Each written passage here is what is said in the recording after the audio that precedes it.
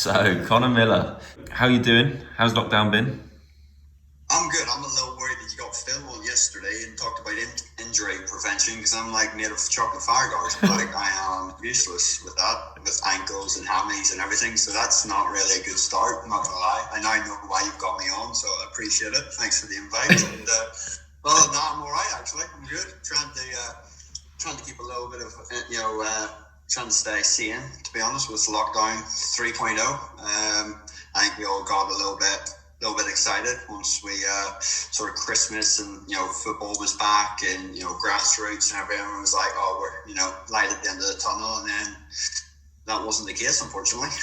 No, it wasn't. But there is something that has kept you on your toes, I imagine, because you're a dad now, aren't you? You're Daddy Miller. I am. But I must obviously podcast can't see, but yeah, I've got huge bags underneath my eyes. So Arizona Miller was born in September, so it's been it's sort of with everything bad that's going on in the world, it's been amazing, and it's been really, really good because I've been on furlough for a large part of it, so I'm able to spend time that I would have never had in any other circumstances, or with everything with work and football and futsal. It's not being on, it's been great. Been really, really nice. So from that point of view, it's good. Really Absolutely. good. Congratulations for that. Hopefully a mini women futsal player maybe for Northern Ireland. I've already got her booked in one-on-ones with everyone that we know. So I'm on it. Don't you worry about that. Good. So obviously we spoke to Liam Powerman, who's an England international futsal player, and we will speak a little bit about the England situation. I don't want to get too much into it because I don't like burning bridges in sport or in life. So we can talk about that. But let's talk about your early sort of life. So where are you from? And then obviously I assume you moved to England. Yeah. So, do you want like the in-depth? Well, you can do a quick. I'll try and make it quick. So, obviously you can tell with the accent. Believe it or not, I'm actually not from Northern Ireland. I was born in Canada, in Toronto, so I am technically Canadian. But yeah, moved whenever I was one over to Northern Ireland because that's where family was and mum and stuff. Originally from and grew up there. Played football grew up playing football for a team called St Andrews, which at the time in East Belfast was sort of the best team. That's where you had Steve Davis and Chris Brunt. Grew up playing for them. I actually grew up playing with Aaron Brunt, which was Chris Brunt's brother at the time. So we were sort of quite close with the Brunts growing up. We ended up, it was like 3.5 years in the East Belfast League that we played. We went undefeated. So it was a real good setup, and obviously there was players that had made it in the past, so a lot of real good young talented kids and teams went there because the coaches were fantastic, and they had an affiliation with Linfield, which I'll probably get shot down, but the biggest the biggest team in Northern Ireland, but along with Glentoran, and they had ties, so a little bit of a way in as such. Obviously not making it and not getting that far. There was that halfway to Linfield through St Andrews. And then, eventually, as we know now, I moved at 16 to England, packed up my bags, and continued actually wanting to be a footballer, but also at the same time continue my education. So I moved to Gloucester, I went to Hartbury College, and did 2 years there with doing the BTEC. Loved being away from home, loved the independence, and I think that was when it sort of became a reality that I was never going to, earn my 100,000 a week playing football for a living, and continued on my education. I went and got a degree up at Liverpool John Moores, and then job brought me down south in England. So that's the sort of the shorter version of my life. A little bit different to most people. So. Well travelled, I think you could say. You're well travelled, but no, it's within the UK. Well, yeah, absolutely. And you said about Stephen Davies, and we both know what a brilliant footballer he was. I love him because he was at Saints, but he must be like an icon out in Northern Ireland, is he? Oh, yeah, walk on water, that fella. What an absolute. He's just, he typifies everything, doesn't he? Leader, class act on and off the pitch. And probably typifies, actually, of Northern Ireland as a whole from a football and a futsal point of view. Hard working, dedicated, we'll bust a gut to to last ditch challenge or to get into that box to try and grab a late winner. And I think that's typifies a lot of Northern Ireland's performances of might not be the best in the world, but by God, they're hard working and they put in the miles and run a lot. So yeah, great icon for the country. Absolutely. Whenever you watch Northern Ireland play, or whenever they've gone to a tournament, the fans are crazy, and they love football. Is that what it's like over there? Do they love football? Do they love their futsal as well? Do they love the futsal? No, it's still so new out there for that sport. Obviously I listened to Liam and stuff on the podcast. I thought it was brilliant. And England are, I think they're 6 or 7 years in front of where Northern Ireland are in terms of setup. And like you said, obviously the English FA being one of the richest in the world. IFA, I wouldn't go that far or even close. They're not in the same bit, to be honest, in that category. But it's football.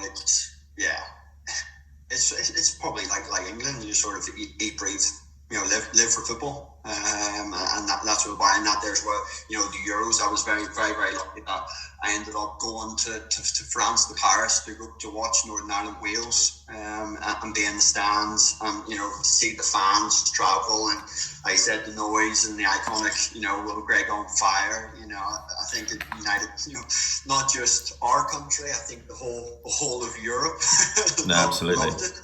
Absolutely. So yeah, no, it's crazy back there for football. We've got good setups, not as good as obviously as England, but for the little country that we are, it's everyone loves it out there.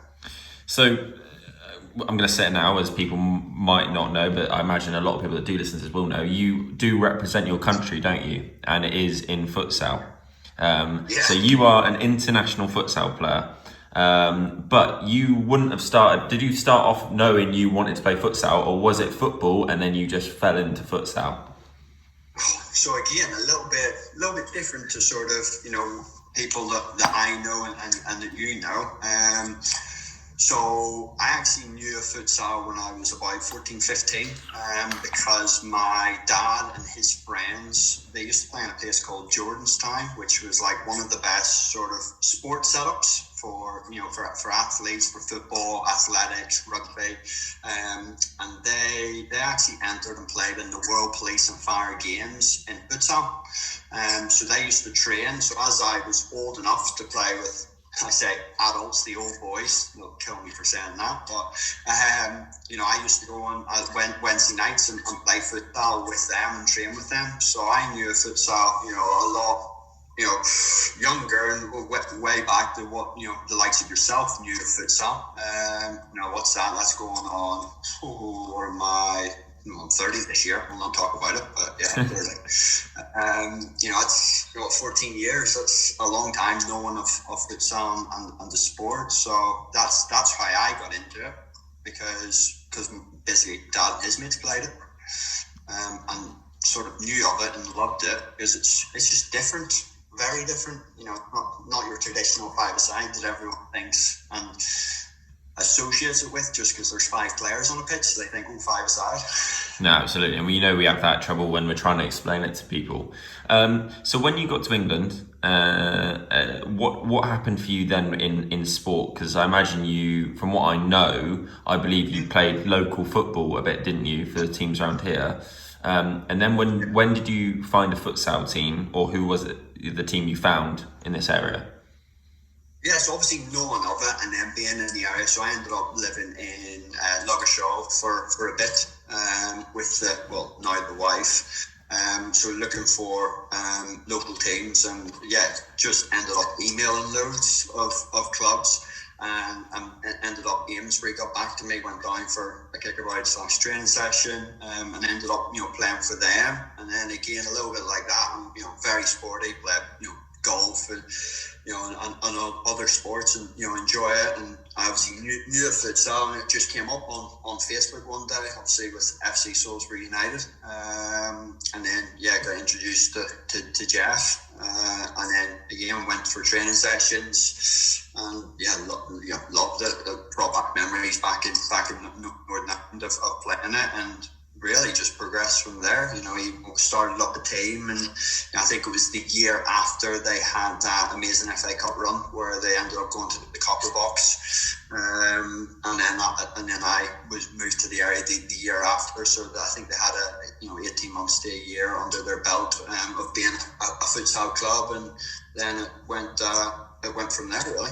Absolutely, yeah. So I jumped on the bandwagon a little bit, didn't I? I joined when you were in the top league in the country. So obviously I got chucked into it. But yeah, what Jeff did and what all the people at Salisbury United did was just incredible. I mean, what a club they created, and a fan base that it's not there at the minute because of COVID and everything, and whatever happens now moving forward at futsal in this area. But they can be really, really proud of what they created, because it was a very family club, wasn't it? From the youth teams, because I believe you worked with a couple of youth teams, maybe. And it was a proper family club, wasn't it? It was. They created something that was just more than a team. It was it's a cliche. It's a family. At the end of the day, they had they mixed in work to then the social aspect, to then going back to the sport and becoming a fan, a spectator, of the love of individuals, as coaches and as players, that all came together on a Sunday afternoon, in their hundreds to support a team, and it was. Yeah, it was just more than just rocking up. The people, families were supporting their coaches. A lot of the kids that you coached, and their families all came to watch and supported you and supported the team. And it just had a fantastic feel to it. It was something that I don't think that Jeff and Pez ever dreamt of achieving something like that in such a short space of time. You always look back to, or you spoke with Liam about the FA Cup game. I still, at the thought of that, just gives me goosebumps. Absolutely. Walking out to 450 fans in a sport ball with flags and drums and cheerleaders and a DJ. It was incredible. It's always good to look back at videos and pictures of that. It makes you realise how special it was. No, and I'll thank Jeff and Perry and everyone at Salisbury United for what they did. That was generally, going into futsal was the best thing I've ever done, the decision I've made, because it took me to places I never thought I could. It's made me meet people I never thought I could, and Jeff made me a better footballer at 23, 24 than I probably ever would have been, because of the training in futsal. It makes you more comfortable. It gives you the confidence. So what he's done is brilliant.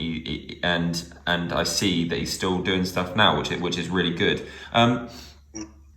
What we're going to talk about that FA Cup game quickly. You scored a reasonably special goal in that game. Can you remember what that was? I'm going to put a little clip in here, a little surprise clip of that goal in here. What was that moment like? Because there was 450 people in a sports arena. Explain to people what 450 people in a sports hall sounds like. I don't think. First of all, I don't think you appreciate it in that moment, because I think as every sports person, you try and block out the crowd. You're in the zone as such, and especially with an occasion like that. You don't want to let people down. That have put money, time, volunteers, to be there. So as such, I only really look back and appreciate it now. Where at the time, when I suppose Diego chipped it to me, stick it in the chest, and well, somehow volleyed and it's gone top bins. Yeah, you don't appreciate it in the moment, or how loud it was. I can only imagine how loud it was. But No. yeah, very special moment. And at the end of the day, it's not possible with people like Jeff and Pez who are dedicated to a sport as upcoming as futsal is. No, absolutely. It was a really, really special occasion. What people need to know is that me and you obviously I ended up playing in the same position as you, and in futsal you change every sort of 4 or 5 minutes, don't you? Because it's so difficult. I didn't realise how difficult it would be. So, and just to put it into context, Connor made everything look so easy on a futsal court. I used to sit there and just watch him play, watch him hold up the ball, use his body to keep the ball off players, and basically I had to go and follow that up. And I was probably I was the footballer in the futsal court, and obviously I found it difficult. I scored some good goals, and I did what I thought I could do. But no, it was a pleasure. It was a pleasure to sit on the bench and watch Connor play. I spoke to someone this morning about Conor Miller, and they said he is the nicest bloke in football, and that was Mr. Jack Vallis, you know well. And I said I was talking to you today. Probably too nice. Probably too nice, but no, it was a pleasure to sit there and sit on the bench and watch you play. What did it feel like travelling the country playing a sport like futsal? Because we were staying in hotels, we were playing at St George's Park, we go to York, go to Tranmere. It's almost like being a professional athlete, an elite sportsman, without the coverage and the stuff that the sport deserves. I think that there's where the whole feeling of the club at the time was that we were all together and we wanted to do it together. We wanted to travel to Tranmere, and okay, we had, I know there was like trips to Newcastle that, that I missed because, commitment and the travel, was it like 6.5, 7 hours, when you've got a family, you've got a job, and, I'm a salesman, so I do a lot of traveling to then go and travel 6.5 hours for sport that, I ain't getting paid for. I'm having to fork my own money for for fuel. It becomes difficult. But whenever you have those trips of the Tranmeres and the Manchester, St George's Park, again, you're going to do it with your mates, and you want to go away. It's a weekend away, and it's that feeling that. Yeah, you're not going away with strangers, or you're not sure about this, but it's because it's a sport you love. It's mates that you all get along with. We have our ups and downs as individuals, of course you do, but it was just something that, probably helped me then, in life in general. Obviously, we'll probably talk about the Northern Ireland side, but that helped and prepared me for going abroad and playing in Euros and things, because I experienced traveling with teams and morale and spending in a minibus for 6-7 hours with someone who's like sat beside you that you only see twice or 3 times a week, and then you've got to go 40 minutes of futsal together. So it was an amazing experience. But at the same time, you miss it because obviously they've changed it now to like central venues, which again involves a lot more travelling, not as many home games that we all love, because we're all like 20 minutes, 30 minutes down the road for us, and it makes it a little bit easier and things. So it's definitely, it was good. While it lasted at the minute, hopefully we can get back and see what the NFS is going to do and hold in the future of futsal clubs around England. Absolutely, I think it's spot on there, and I think it's very sort of a grey area at the minute. No one really knows what's going to happen, and obviously coronavirus has not helped that. You spoke about Northern Ireland. I can see the Northern Ireland shirt behind you there. I spoke to Liam about how he got his call up and how he found out, and he found out through email while he was in Italy. How did you get that Northern Ireland call up? There's some people I've got to mention that, because we wouldn't be having this conversation if it didn't, because there was a lot of sort of, probably goes back to the later footballing days in Northern Ireland. Whenever I ended up talking about the pathway with Linfield, and had training sessions with them. And, at 15, 16 years old, being told that you're, not what they're looking for because you're not tall enough. At that time, believe it or not, I'm not the tallest now, but I was a lot smaller at that age. I never had my growth spurt until, probably almost, early 20s, before my body really started to grow. And that, that always dented the confidence and the self-belief. Having that experience back in Belfast in Northern Ireland. So whenever it came up about the trials in Northern Ireland for futsal, I actually didn't travel to go to the trials because I was in my head psychologically. I thought, I knew the talent that we had back in Northern Ireland. I was like, I'll go there. I'll be rubbish compared to the boys. They'll have quick feet. They'll be stronger, better than me. I never went. And then it was actually Danny Harrison, Jeff, and the wife, Amy, that whenever they had their first Home Nations in Wales, they were like, you have to ring the manager, you have to tell him who you are, that you're playing futsal in England, and go and meet him and introduce yourself, and tell him you played, and you can go from there. I was like, nah, I kept putting it off. I was like, no, I'm not good enough. So I ended up emailing him, and he's like, yeah, sure, come across to Cardiff and watch us in the Home Nations in one of the games. I'll introduce myself and we'll have a chat and we'll go from there. So the three of them dragged me to Cardiff, and when I say dragged, I mean dragged, because I was in the mind frame that wasn't good enough, so not laugh at me or whatever. And we got there and we sat down, and basically we watched Northern Ireland, their first ever competitive game for people in Northern Ireland that had never played futsal before, and majority of them didn't know how to be kicking or didn't know the rules. And the four of us are sat there watching this game, and Danny and Jeff basically turn around and then go, what are you doing, Connor? Why did you not go to the trials? Because right now you'd be the best player on the court because you know the rules. And it wasn't even to do with talent of playing, it was only because I knew the rules, and there must have only been about 3 or 4 of them that knew everything and the rules. And obviously one of them was Adam Barr, and the skipper, thank God he knows the rules. Whenever they first time, he was the only one, but that was a hard period for me to do that, because, like I said, psychologically, I genuinely thought that I was nowhere near good enough. I thought, not good.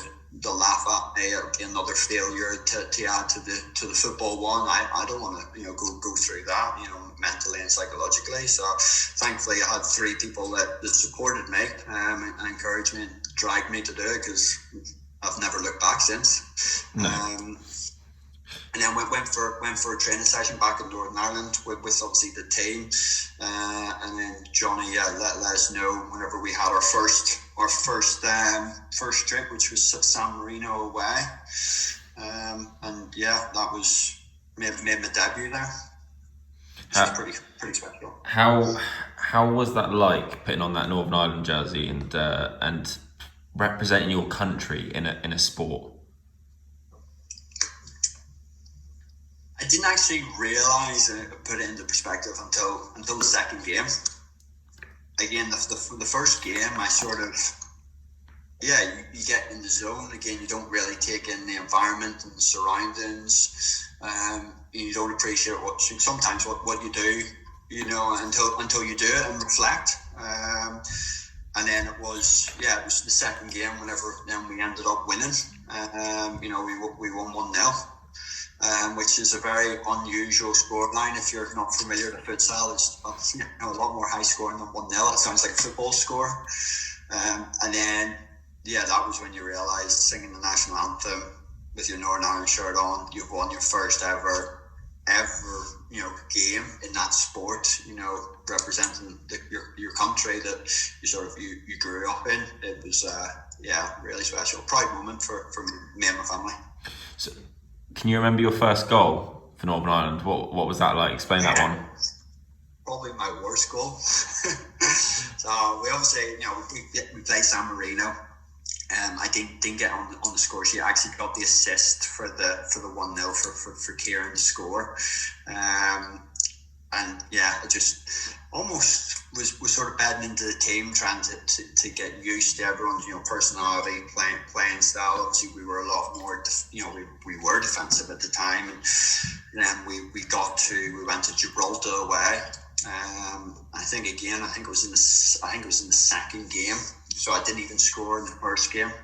I think it was in the second game. There's boys hit it against me, sort of ricocheted in front of me. I've knocked it past him, but overstretched low. The keeper came out. I've hit it against the keeper. I'm lying on the floor, and the ball just rolled to me, and while on the floor, kicked it into the net. So that's probably my worst ever goal. But then that helped me get off the mark. It was like, it's whenever you're going through a sticky period and you just need a goal or, a sort of, a minute of brilliance or a moment of brilliance that then gives you the confidence to crack on. And I probably then scored one of my better goals, straight after, where I ended up running through on goal and dinking it over the keeper. That ended up top bins. And then I suppose that's how I introduced myself to the boys I can play futsal, really. So, do you know how many games you've played for Northern Ireland, how many goals you've scored? Do you know what your stats are? Yeah, of course I do. I think I know that because I'm proud of what I've achieved within the sport. As much as a lot of people still don't recognise, futsal as an individual sport as such, or they still ask you what the heck futsal is. So I played 23 games and I've got 17 goals. You can't knock that, can you? I mean, that's a pretty good record, and if you think about it, you play a lot less than football. It's a lot fast paced. You might get a couple of shots, but they might have players in front of the goal, might be well blocked, well defended. You have to work hard to get your shots away, and when you do, it's a small goal, and the keepers are normally pretty big. So to put that into perspective, that is. So you the top goal scorer for Northern Ireland? Yeah, top goal scorer by I think the boys are on either 12 or 13. So, but they're going up towards like 30 appearances. So, I just love it. As soon as I get on the court, it's just that freedom to express yourself and have that confidence that when the ball falls to you, that put it away. And as a team, as a country, we don't get many chances. So that pressure builds up for that moment. Whether it's in the first 10 seconds of a game or the last 10 seconds of a game. It's not like you've got 5 or 6 shots to get warmed up. You're trying to have a ratio of 1 to 2 almost, or 1 on 1. Absolutely. Because it's not coming. You're not getting shots every couple of minutes. So you said you played 23 games and 17 goals. What's been your favourite goal in a Northern Ireland shirt, and what game was that in? Favourite. So I've got my own personal favourite in terms of like what I always try and set myself like little goals. I don't normally talk about it. Even family don't really know, but I always set myself like little goals of what I want to achieve, whether it's the home nations or whether it was the World Cup. And I always said to myself when we got drawn at Moldova in the World Cup qualifiers. Lovely place, by the way, if you can hint a little bit of sarcasm in what we said. Someone offers you a free holiday to Moldova, decline it very quickly. Because it is not a nice place. But yeah, I set myself that this is the first World Cup qualifiers Northern Ireland ever been in. I wanted to be the first person to score in a Northern Ireland shirt in the World Cup, and yeah, it was quite a special goal. It was on the half volley, and yeah, went in top bins, and it was what was it? It was against Hungary? No, it was against Finland. It was against Finland, which are top 25 in the world team. And we'll not talk about the end scoreline. We'll just talk about we were 3-0 down at the time, and I made it 3-1, and that was a special moment because, like I said, I set myself little targets and goals, and one of them was I wanted to score the first goal, and that was my favourite goal in terms of like a futsaling goal, it's definitely got to be against Gibraltar, where me and Scotty Gunn, which I'm sure you know, he was a Newcastle lad. I think we ended up doing 2 1-2s round the Molten defence and the goalkeeper, and I passed it into an empty net. And that was my favourite goal, because again, it was in Northern Ireland at Newry with, you know, probably 100 plus fans. All my family were there, you know, my grandparents and stuff. And my celebration ended up was running to the crowd and high fiving my auntie and my nana. And that was a special one, because, you know, it was a futsal goal, you know, not shooting or a lucky deflection. It was, you know, 1-2 and then 1-2 around the goalkeeper and pass it into an empty net. And it was probably the first proper futsal goal we've scored in a long time. So it was good. So we spoke about Champions League, obviously. That will come next. I want to speak about competing in the two. This sounds crazy. The Euros and the World Cup qualifiers to me. To represent your country in that. How big is that for you? Yeah, it's a pinnacle, isn't it? You know, there's nothing more than that. You know, what you achieve with, you know, in any sport with a club, you know, it's normally like a Champions League, but you know, all you want to do is, you know, compete in a Euros or a World Cup, because that is the pinnacle of that sport.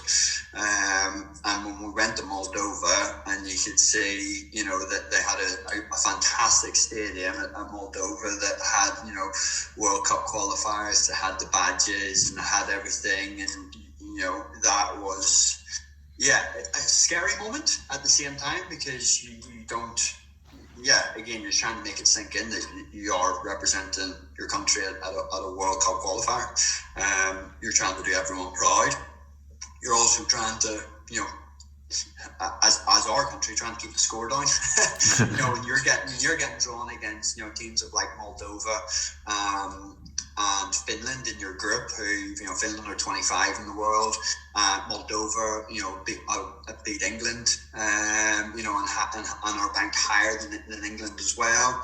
And then we have Wales in our group, so we always, you know, sort of look at Wales as, you know, our one that, okay, we can actually really try and compete, to where the other two games is, yes, you're competing, but it's a heck of a learning experience. You know, we're trying to compete, but also learn more about the game, learn about the movement, learn about the physical, you know, the physical part of the game, you know, which is, you know, your cardio, because, you know, Moldova were fantastic, but they had 4 individual players. And more narrowly, they had 2 players that are the best 2 players I've ever played against. You know, the better than, you know, Finland and Hungarian, and, you know, individuals. You know, they had 2 players, 7 and 9, and they were the best players I've ever played against, to this day. And you know, I remember we were sitting. Very quick story. We're in the change room, and Johnny Michael, the gaffer, is telling us, right, 7 fake shots, goes out, we'll fake shot again and come back in his right. He loves the fake shot, drag, loves it. We get on this court, and he's giving us this inspirational talk about, you know, keep number 7, you know, just don't get dumped by the fake shot. Well, the first 30 seconds, I think he's probably already scored. He's turned me, Adam, everyone inside and out, and we get subbed off. And Johnny comes over to us and goes, "What did I tell you about the fake shot?" I'm there with sweat dripping down me. I can see there've been roadrunners around me, stars. I'm dizzy from trying to catch this number 7. And I'm like looking at him being like, "Johnny, we know about the fake shot, but see, trying to stop the fake shot, it's a completely different ball game." And he terrorised us for 40 minutes. And it was best learning experience, but the worst, because we came off, and obviously, you know, we weren't pleased or happy with the score, how it went, but we just got in the change room. So like, we've literally just been chasing 7 and 9 for 40 minutes, and they've filled our pants down several times. That's brilliant. Yeah. That's absolutely brilliant. So, no, it was both really good trips. I have to say it was enjoyable, and ones that we'll learn from and we'll only get better. You know, obviously we were meant to have already this month or the start of next month. You know, with the Euros. You know, again, no, it's World Cup year.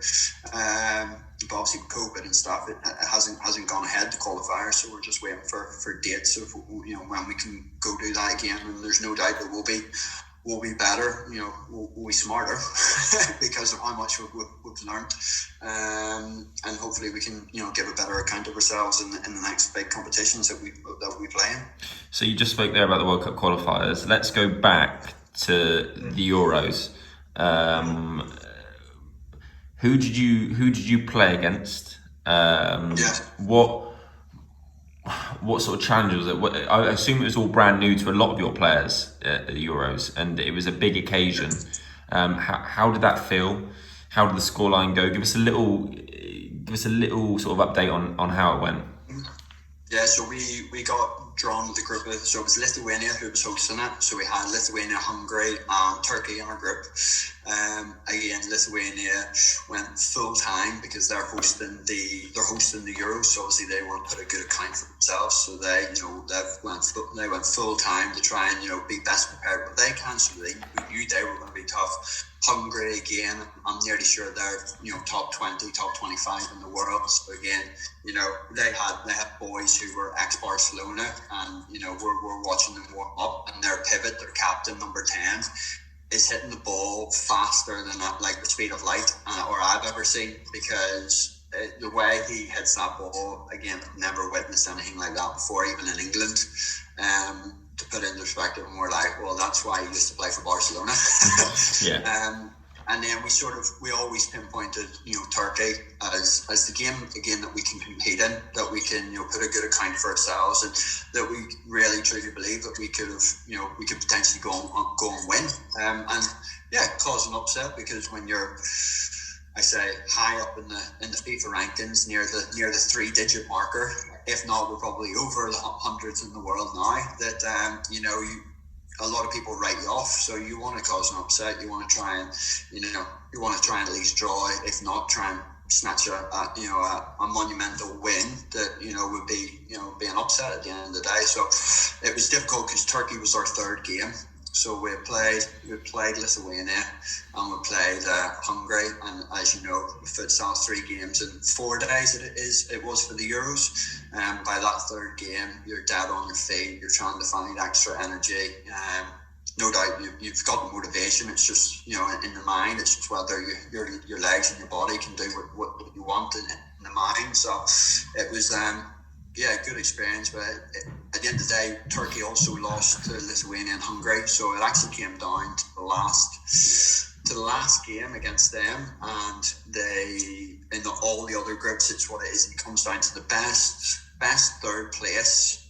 You can still qualify. You can still go to the playoffs. So we knew that if we could, looking at all the other score lines, that if we beat Turkey, we actually had a chance of going to the playoffs. Unfortunately, that wasn't the case. And when you, on reflection, you look back and you watch the game, we actually could have won the game. And that's probably then the next part we speak about, probably my hardest game to analyse and to watch over.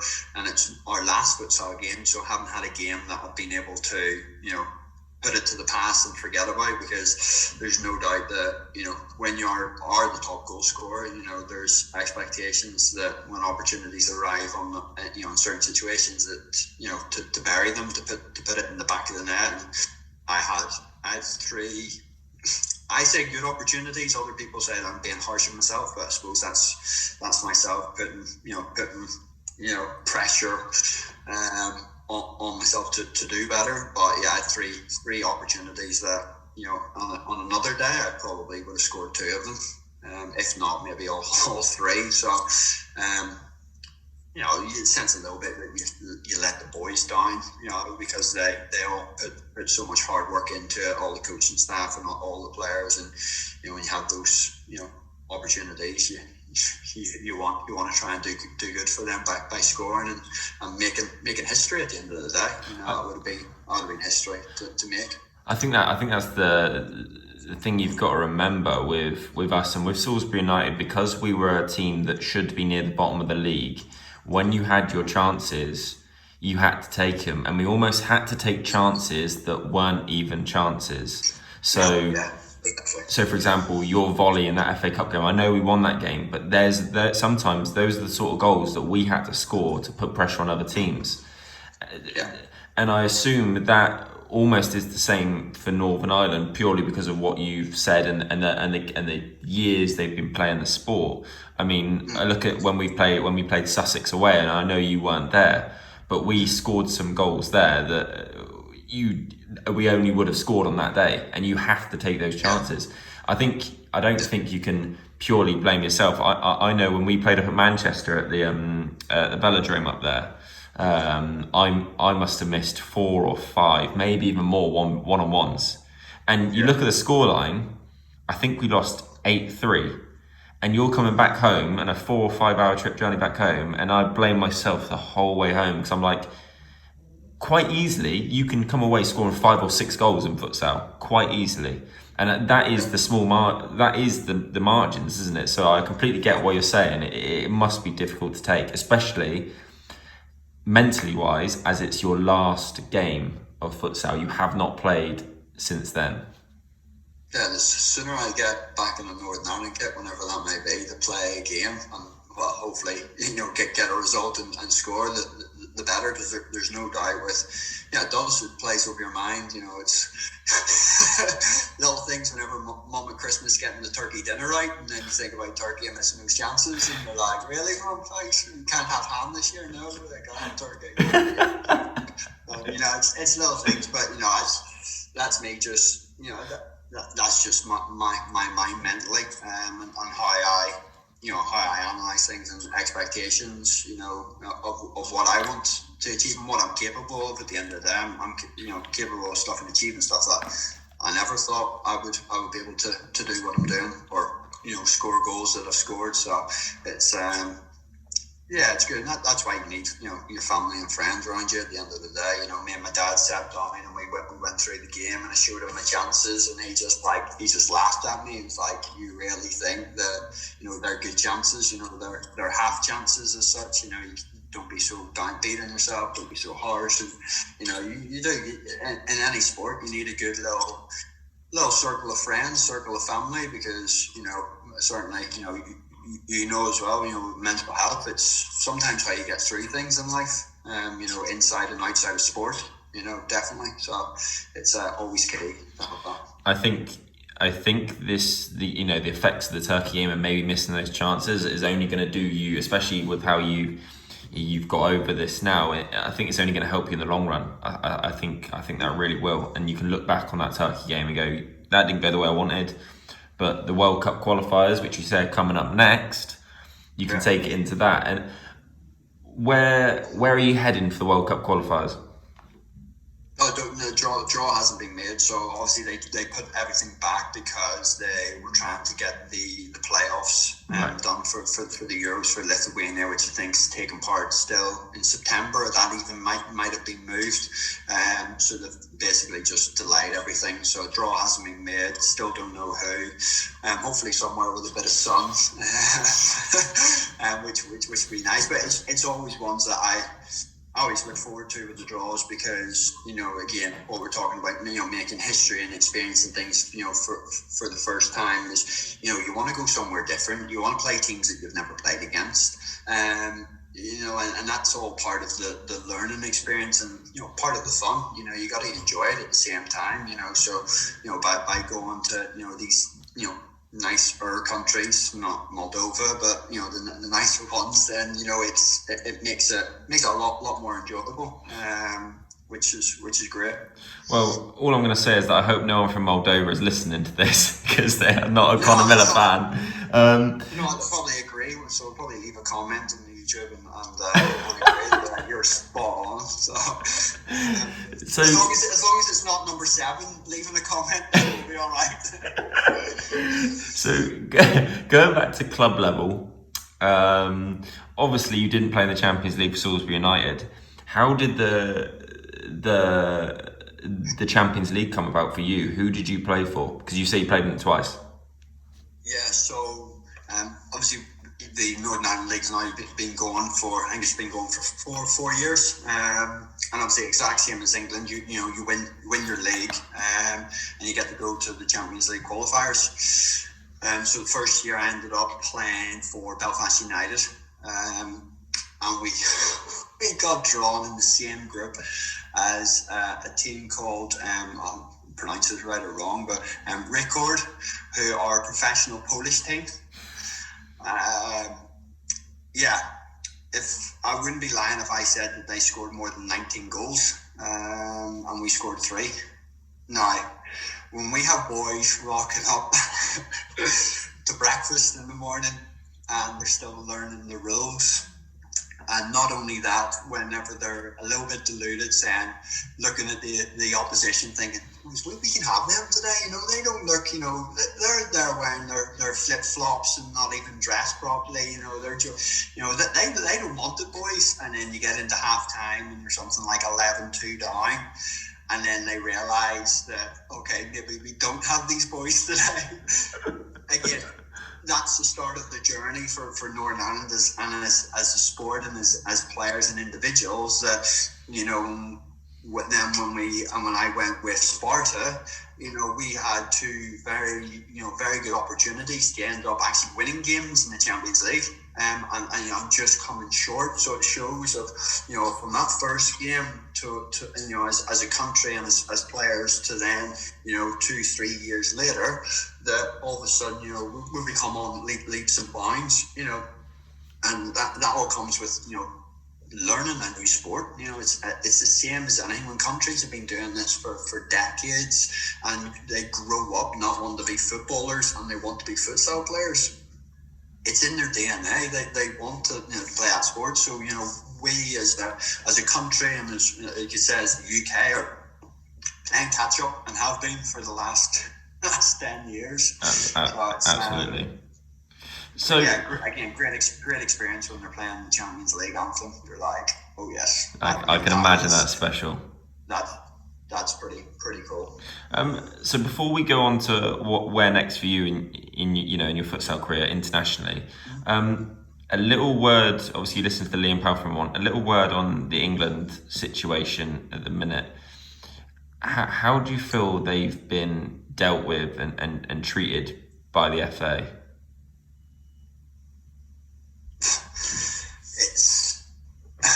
It's sort of a disgrace. I think you use that word in yours. I don't understand.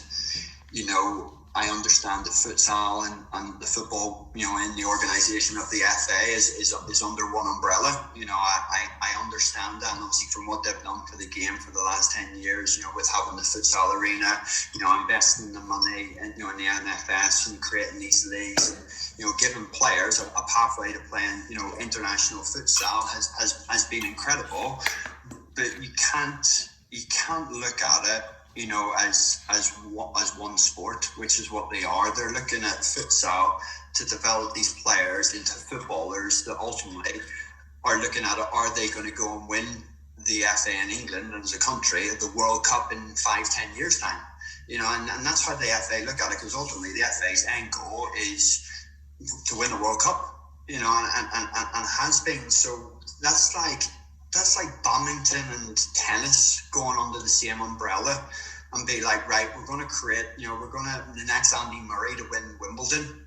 Right here, we'll have a wee side sport of badminton because it's a racket sport that's completely different.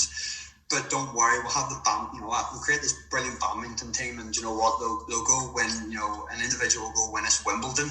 In 5 years' time. Like, it's just, you can't compare two completely different sports. Yes, futsal, the fundamentals, and it helps you, and you can relate it to football. But it is two completely different sports. So, to say that they've lost 300 million, during COVID and the times, and then you have a look at the books and they've spent something like just short of $1 million on futsal in the last year.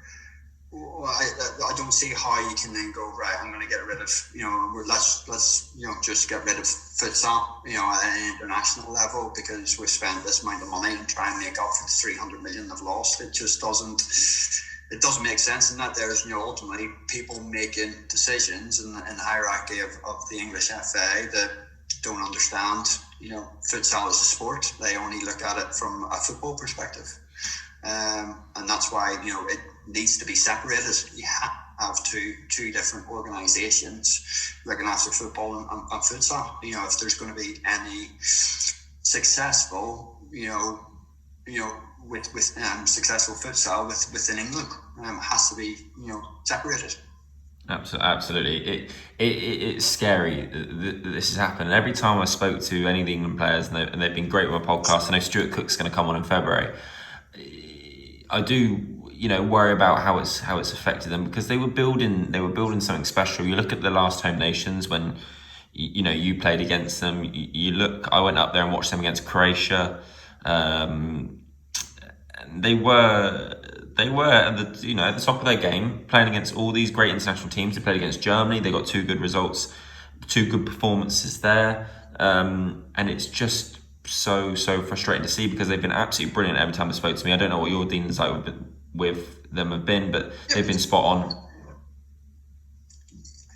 But you look at it, and sure Liam said in the last one about Germany and their FA investing into like a Bundesliga type futsal. England have just competed against Germany in 2 unbelievable games that we were able to watch on. Again, I'm going to say BBC iPlayer. Like, when could we watch futsal on BBC iPlayer? Like, never. And they're on that journey that is only getting bigger, it's only getting better. It's still, I'm nearly sure it's up there, it's still the fastest growing sport in the world.